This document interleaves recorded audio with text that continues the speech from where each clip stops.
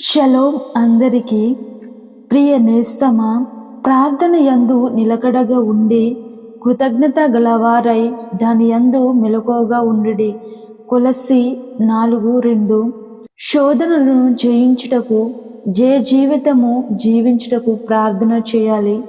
ప్రార్థన ఎప్పుడు చేయాలి? యేసు పెందల కడని లేచి ఒలివ కొండపై వెళ్ళి ప్రార్థించెను. మనం కూడా మన జీవితంలో ఉదయముననే రోజులో మొదటి గడియ దేవునికి ఇవ్వాలి. అలా ఇవ్వడం వల్ల ఆ రోజంతా దేవుడు తన రెక్కల క్రింద మనల్ని కాచి కాపాడతాడు. ప్రార్థన ఎలా చేయాలి? మన జీవితంలో మనం ఎలా ప్రార్థన చేస్తున్నాం? సమస్యలలో ఉన్నప్పుడు ప్రార్థన చేయాలి.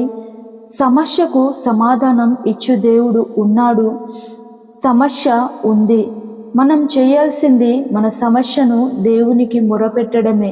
విశ్వాసంతో దేవుడు ప్రార్థించినప్పుడు దేవుని దూతల చేత బలపరుస్తాడు.